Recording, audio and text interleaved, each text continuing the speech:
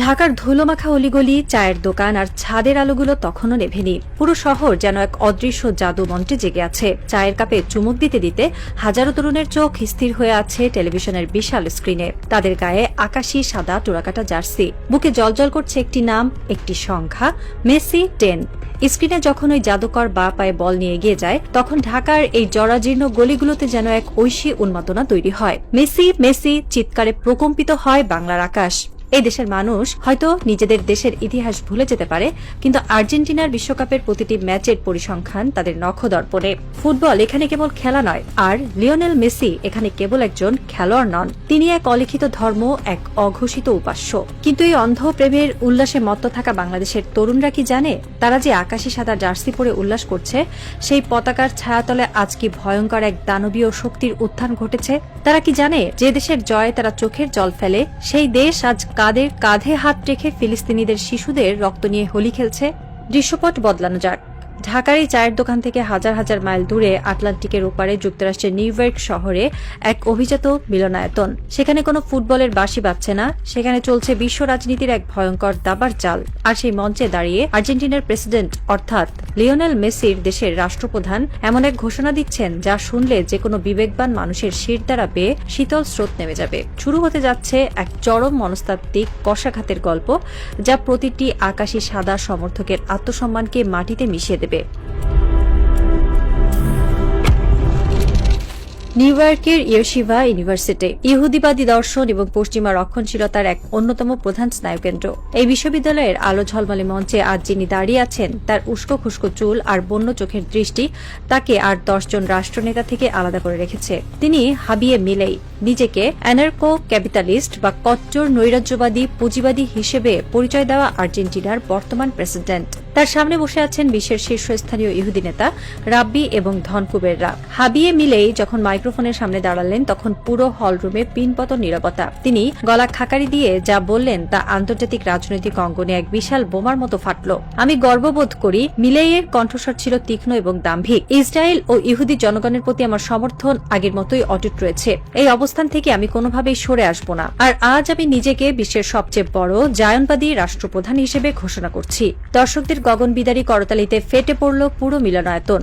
আর্জেন্টিনার রাষ্ট্রপ্রধান, যে দেশটিকে বাংলাদেশের কোটি কোটি মানুষ অন্ধের মতো ভালোবাসে, সেই দেশের সর্বোচ্চ নেতা আজ নিজেকে সবচেয়ে বড় ইহুদিবাদী হিসেবে গর্ব ভরে ঘোষণা করছেন। যে মুহূর্তে ফিলিস্তিনের হাজার হাজার ফিলিস্তিনি শিশু, নারী ও বৃদ্ধকে ইসরায়েলি বাহিনী নির্মমভাবে হত্যা করছে, যে মুহূর্তে পুরো বিশ্ব ইসরায়েলের এই বর্বরতার বিরুদ্ধে রাস্তায় নেমেছে, ঠিক সেই মুহূর্তে আর্জেন্টিনার প্রেসিডেন্ট তেল আবিবের পাশে দাঁড়িয়ে তাদের পিঠ চাপড়ে দিচ্ছেন। তিনি শুধু সমর্থন দিয়েই থামেননি, তিনি এই সমর্থনকে এক ধর্মীয় উন্মাদনার পর্যায়ে নিয়ে গেছেন।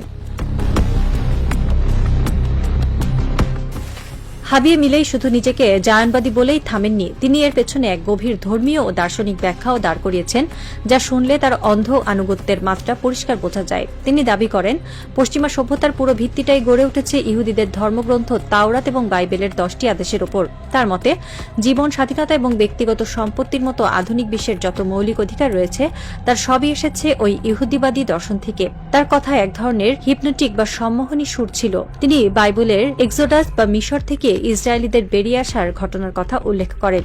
তিনি বলেন, ইসরায়েলিদের ওই যাত্রাতেই স্বাধীনতার মূল ধারণা লুকিয়ে আছে। এই ধর্মীয় মূল্যবোধগুলোই পশ্চিমা সভ্যতার বিকাশের ভিত্তি তৈরি করেছে। তাই ইসরায়েলের সাথে কোনো ধরনের আপোষ করার প্রশ্নই ওঠে না। মিলিয়ে এর কথার অর্থ কি? এর কথার অর্থ হল, ফিলিস্তিনের মাটিতে যা কিছুই ঘটুক না কেন, যত রক্তই ঝরুক না কেন, আর্জেন্টিনা সবসময় ইসরায়েলের পক্ষে থাকবে। কারণ তারা এটিকে নিছক কোনো রাজনৈতিক বিষয় হিসেবে দেখছে না, তারা এটিকে একটি পবিত্র যুদ্ধ বা হোলি ওয়ার হিসেবে নিয়েছে। কট্টর উদারতাবাদী চিন্তাবিদ হান্স হারমেন হোপে যখন মিলেইয়ের এই উগ্র ইসরায়েলপন্থী অবস্থানের তীব্র সমালোচনা করেছিলেন, তখন মিলেই তাকে স্রেফ তাচ্ছিল্য ভরে উড়িয়ে দেন। তিনি স্পষ্ট জানিয়ে দেন, ইসরায়েলের প্রতি সমর্থন জানাতে তিনি গর্ববোধ করেন এবং কোনো সমালোচনাই তাকে টলাতে পারবে না। তিনি নিয়মিত ইহুদি ধর্মের শীর্ষ নেতাদের সঙ্গে পরামর্শ করেন এবং রাষ্ট্র পরিচালনার ক্ষেত্রে তাদের কাছ থেকে দিক নির্দেশনা নেন। এক কথায়, আর্জেন্টিনা আজ পরিণত হয়েছে ইসরায়েলের এক বিশ্বস্ত দাসে। এখন প্রশ্ন হলো, এই ভূ রাজনৈতিক নোংরা খেলার সাথে লিওনেল মেসির কি সম্পর্ক? কেন বাংলাদেশের আকাশী সাদা ফ্যানদের এই গল্প পড়ে লজ্জিত হওয়া উচিত? সম্পর্কটা এখানেই যে মেসি কেবল একজন খেলোয়াড় নন, তিনি হলেন আর্জেন্টিনার অফিসিয়াল কালচারাল অ্যাম্বাসেডর বা সাংস্কৃতিক দূত। যখন হাবিয়ে মিলেই নিজেকে বিশ্বের সবচেয়ে বড় জায়ানবাদী হিসেবে ঘোষণা করছেন, তখন লিওনেল মেসি এই রাষ্ট্রেরই প্রতিনিধিত্ব করছেন। বাংলাদেশের যে তরুণেরা শুক্রবার জুম্মার নামাজের পর গাজার মজলুম মুসলমানদের জন্য চোখের জল ফেলে ফিলিস্তিনের পতাকা হাতে নিয়ে ইসরায়েলের বিরুদ্ধে স্লোগান দেয়, তারাই এবার শুক্রবার রাতে মেসির জয়ে আনন্দে মিষ্টি বিলায়। এর চেয়ে বড় হিপোক্রিসি বা ভণ্ডামি আর কি হতে পারে? একটু ইতিহাসের পাতা উল্টানো যাক। লিওনেল মেসির সাথে ইসরায়েলের সম্পর্ক আজকের নয়। 2018 সালে জেরুজালেমে আর্জেন্টিনা এবং ইসরায়েলের মধ্যে একটি প্রীতি ম্যাচ হওয়ার কথা ছিল। সে সময় ফিলিস্তিনিদের তীব্র প্রতিবাদে ম্যাচটি বাতিল হয়, কিন্তু মেসি বা আর্জেন্টিনা ফুটবল অ্যাসোসিয়েশনের ইসরায়েল প্রীতি তাতে একটুও কমেনি। মেসি যখন ইসরায়েলে যান, তখন তিনি হাসি মুখে ইহুদিদের পবিত্র দেয়াল ওয়েলিং ওয়ালে গিয়ে মাথায় কিপ্পা, ইহুদিদের ঐতিহ্যবাহী টুপি পরে প্রার্থনা করেন। তার সেই ছবি সারা বিশ্বের ইসরায়েলি মিডিয়া গর্বভরে প্রচার করে। ইসরায়েলের ধনকুবের এবং স্পন্সরদের সাথে মেসির বিলিয়ন ডলারের ব্যবসায়িক সম্পর্ক। যে ইসরায়েলি স্টার্টআপগুলো ফিলিস্তিনিদের ওপর নজরদারি করার প্রযুক্তি বানায়, তাদের অনেকের সাথেই পরোক্ষভাবে জড়িয়ে আছে পশ্চিমা কর্পোরেট বিশ্ব, যাদের ব্র্যান্ড অ্যাম্বাসেডর স্বয়ং লিওনেল মেসি। আর গাজার শিশুরা যখন বোমার আঘাতে ছিন্ন ভিন্ন হয়ে যাচ্ছে, তখন এই ফুটবল দেবতার মুখ থেকে কি একটি শব্দ বের হয়েছে? ফিলিস্তিনের পক্ষে কি একটি সহানুভূতিমূলক পোস্ট তিনি দিয়েছেন? না, তিনি চুপ। কারণ তিনি জানেন তার দেশের প্রেসিডেন্ট হাবিয়ে মিলেই ইসরায়েলের সবচেয়ে বড় বন্ধু। তিনি জানেন তিনি নীরব থেকে মূলত ইসরায়েলের এই বর্বরতাকেই সমর্থন দিয়ে যাচ্ছেন। আর আমরা বাংলাদেশের বোকা ফ্যানরা সেই নীরব বিশ্বাসঘাতকের ছবি বুকে ধারণ করে রাস্তায় ঘুরে বেড়াচ্ছি। বাংলাদেশের প্রতিটি আর্জেন্টিনা সমর্থকের আয়নার সামনে দাঁড়িয়ে নিজেদের প্রশ্ন করা উচিত, আমরা আসলে কাদের সমর্থন করছি? আপনি যখন বাজার থেকে 1000 টাকা দিয়ে একটি আর্জেন্টিনার অফিসিয়াল জার্সি কিনেন, আপনি যখন তাদের স্পন্সর করা পণ্যগুলো কেনেন, তখন সেই অর্থের একটি অংশ আর্জেন্টিনার অর্থনীতিতে যুক্ত হয়।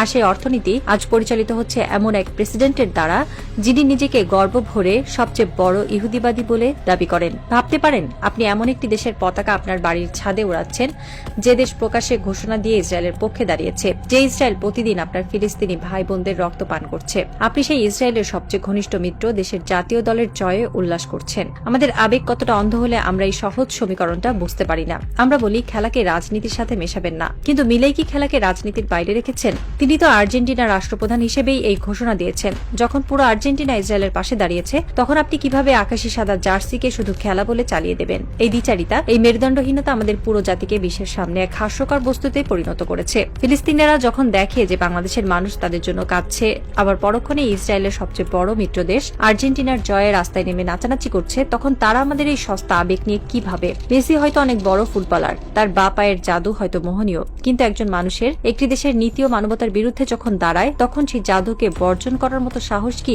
আমাদের নেই? নাকি আমাদের বিবেক ওই ফুটবলার জার্সির কাছে চিরকালের জন্য বন্ধক রাখা হয়ে গেছে?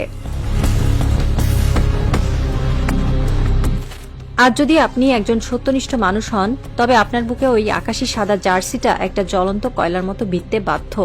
ভাবুন সেই দৃশ্যটার কথা। ফিলিস্তিনের কোনো এক ধূলিসাৎ হওয়া হাসপাতালের নিচে চাপা পড়ে আছে একটি 5 বছরের শিশু। তার শরীরে রক্ত, চোখে আতঙ্ক, তার মাথার উপর দিয়ে উড়ে যাচ্ছে ইসরায়েলি ড্রোন।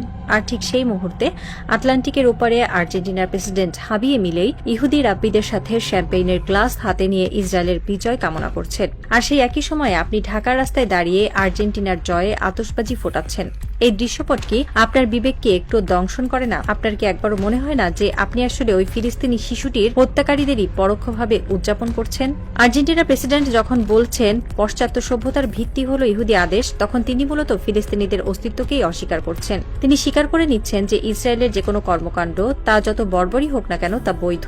আর লিওনেল মেসি সেই দেশের জাতীয় দলের অধিনায়ক হিসেবে এই নগ্ন রাজনীতির এক অবিচ্ছেদ্য অংশে পরিণত হয়েছেন। বাংলাদেশের ফ্যানরা মেসিকে ঈশ্বর বানিয়েছে, আর সেই ঈশ্বর আজ এমন এক বেদিতে দাঁড়িয়ে আছেন যার প্রতিটি ইটে লেগে আছে ফিলিস্তিনিদের রক্ত। এই সত্যটা হজম করা হয়তো কঠিন, কিন্তু এটাই চরম বাস্তবতা। রাত এখন ভোর হওয়ার পথে। ঢাকার সেই চায়ের দোকানের টিভিটা এখনো চলছে, কিন্তু এবার আর সেখানে ফুটবলের কোনো ম্যাচ দেখানো হচ্ছে না। আন্তর্জাতিক সংবাদের চ্যানেলে দেখাচ্ছে নিউ ইয়র্কের সেই ইয়েশিভা ইউনিভার্সিটির দৃশ্য। হাবিয়ে মিলেই হাসি মুখে নেতানিয়াহুর এক ঘনিষ্ঠ দূতের সাথে করমর্দন করছেন। নিচে ব্রেকিং নিউজের স্ক্রলে লেখা, নিজেকে সবচেয়ে বড় জায়নবাদী হিসেবে ঘোষণা করলেন আর্জেন্টিনার প্রেসিডেন্ট। চায়ের দোকানে বসে থাকা এক তরুণ, যার গায়ে 10 নম্বর জার্সি, সে হঠাৎ করেই যেন জমে গেল। তার হাতের চায়ের কাপটা কাঁপছে। টিভিতে দৃশ্যপট বদলে গেল। এবার দেখানো হচ্ছে গাজার একটি বিধ্বস্ত স্কুল, লাশের শাড়ি, রক্ত। তরুণটি তার নিজের বুকের দিকে তাকালো। আকাশি সাদা জার্সির উপর লেখা মেসি। তারপর হঠাৎ মনে হলো এই জার্সিটার রং আর আকাশি সাদা নেই, এটা যেন লাল হয়ে গেছে। ফিলিস্তিনের শিশুদের রক্তে ভিজে জবজবে হয়ে গেছে তার এই প্রিয় জার্সিটি। সে বুঝতে পারল, সে এতকাল যাকে ভালোবেসেছে সে আসলে এমন এক রাষ্ট্রের প্রতিনিধি যারা এই গণহত্যার সবচেয়ে বড় সমর্থক। সে ধীরে ধীরে উঠে দাঁড়ালো। তার গায়ে যেন কেউ গরম সীসা ঢেলে দিয়েছে। সে তার গায়ের জার্সিটা খুলল, ধুলামাখা রাস্তায় ছুঁড়ে ফেলল সেই পরম আরাধ্য বস্তুটিকে। বিশ্ব রাজনীতির দাবার বোর্ডে আজ আর কোনো কিছুই আলাদা নয়। খেলা, রাজনীতি, ধর্ম, রক্ত সবকিছু আজ মিলেমিশে একাকার হয়ে গেছে। পরাশক্তিগুলো যখন তাদের নগ্ন রূপ নিয়ে বেরিয়ে আসে তখন এই সস্তা আবেগগুলোর কোনো মূল্য থাকে না। আর্জেন্টিনার প্রেসিডেন্ট তার চাল দিয়ে দিয়েছেন। তিনি ইসরায়েলের পাশে দাঁড়িয়ে এক নতুন ভূ রাজনৈতিক স্নায়ুযুদ্ধে ডাক দিয়েছেন। আর লিওনেল মেসি তার নীরবতার মাধ্যমে সেই ডাকে সায় দিয়েছেন। এখন বাংলাদেশের ফ্যানদের সিদ্ধান্ত নেওয়ার পালা। তারা কি নিজেদের আত্মসম্মান, বিবেক এবং ফিলিস্তিনি ভাইদের রক্তের সাথে বেইমানি করে এই আকাশী সাদা পতাকাকেই আঁকড়ে ধরে থাকবে, নাকি এই লজ্জার চাদর ছুঁড়ে ফেলে দিয়ে মানবতার পক্ষে দাঁড়াবে?